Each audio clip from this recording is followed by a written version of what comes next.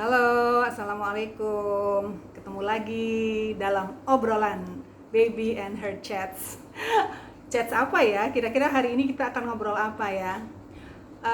Teman-teman, tentang bersosialisasi maupun berorganisasi, tiba-tiba saya keinget sebuah pengalaman kira-kira 15 tahun yang lalu ketika saya diundang untuk bicara di sebuah organisasi yang cukup ternama ya.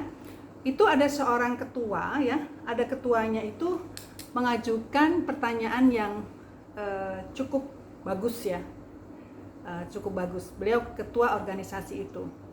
Teman-teman kan ada yang kerja di kantor ya, pasti ya. Ada yang kerja di kantor, ada juga yang aktif berorganisasi menjadi anggota dari organisasi atau komunitas ya. Oke, pertanyaan beliau bagus banget begini. Bu Baby, bagaimana ya tata kramanya atau tata caranya ketika kita ini sudah rapat ya. Kita rapat, kemudian kita sudah voting, kemudian kita sudah menetapkan suatu hasil. Lalu apakah layak gitu loh, apakah pantas bila kemudian setelah voting itu salah satu anggota yang tadi memberi ide kemudian di luar masih bicara gitu ya, artinya bagi dia rapat itu belum selesai, jadi dia masih masih bicara di luar yang kurang enak gitu.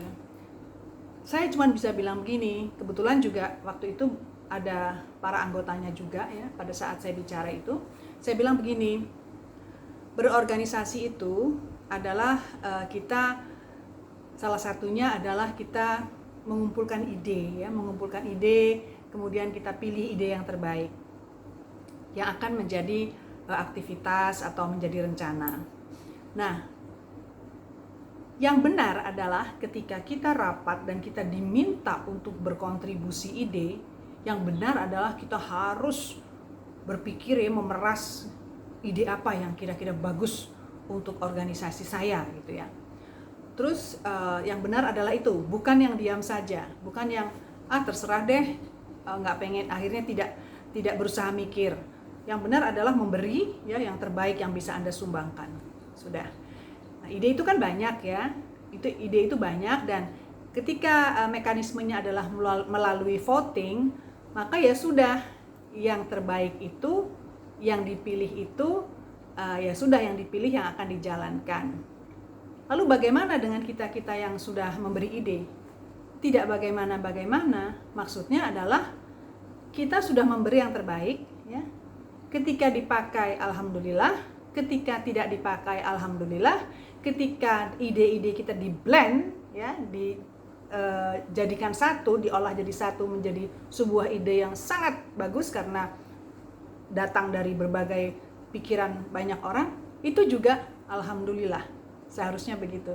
Jadi ketika voting dan sudah selesai, dinyatakan ditutup bahwa akan menggunakan ide yang itu, maka sudah selesai. Kita tidak perlu atau tidak etis kalau di luar masih masih penasaran, masih mengungkit-ungkit ide-ide yang lain dan sebagainya, mengungkit hasil dan sebagainya. Udah selesai ya, sudah selesai.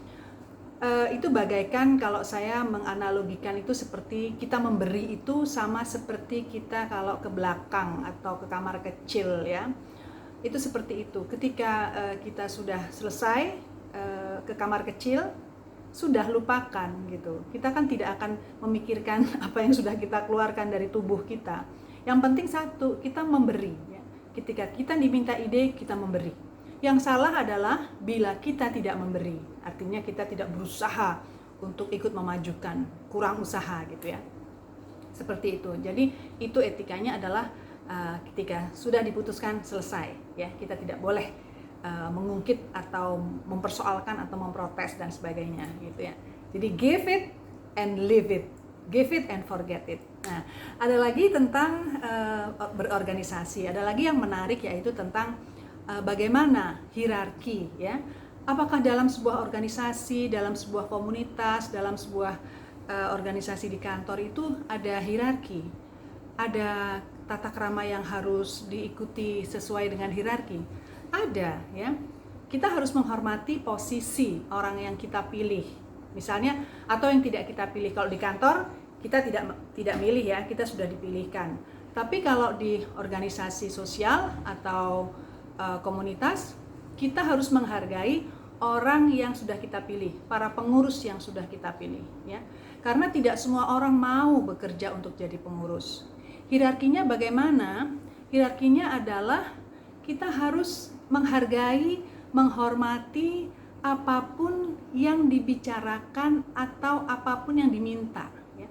Katakanlah misalnya begini, kita melakukan sebuah kesalahan, ya, atau kekeliruan, kemudian kita ditegur, ya, atau diajak bicara, itu biasa, ya. Itu hierarkinya seperti itu memang, gitu ya.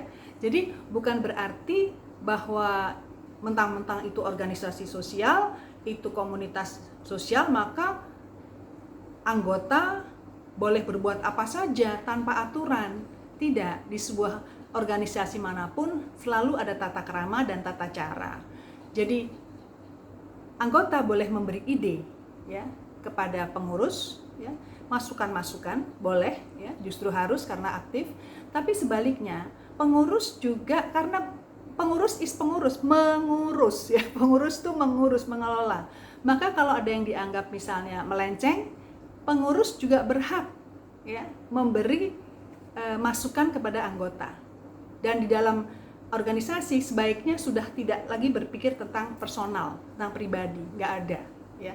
Sebaiknya begitu. Ya, siapapun, baik pengurus maupun anggota, kita ada di sini untuk tujuan organisasi, untuk tujuan komunitas.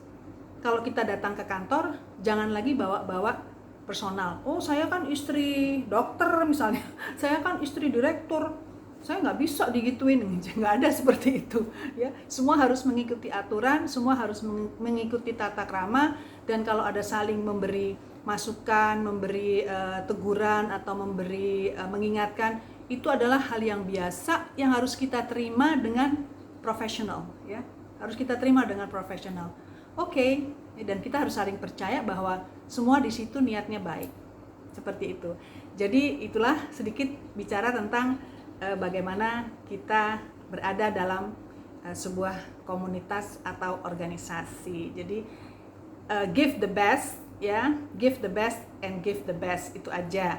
Jangan menyoalkan hal-hal yang terlalu personal. Yang penting apa tujuan organisasi, itu aja yang kita pegang. Karena disitulah nanti manfaat kita bisa menjadi yang sebanyak-banyaknya. Terima kasih, semoga bermanfaat. Wassalamualaikum warahmatullahi wabarakatuh.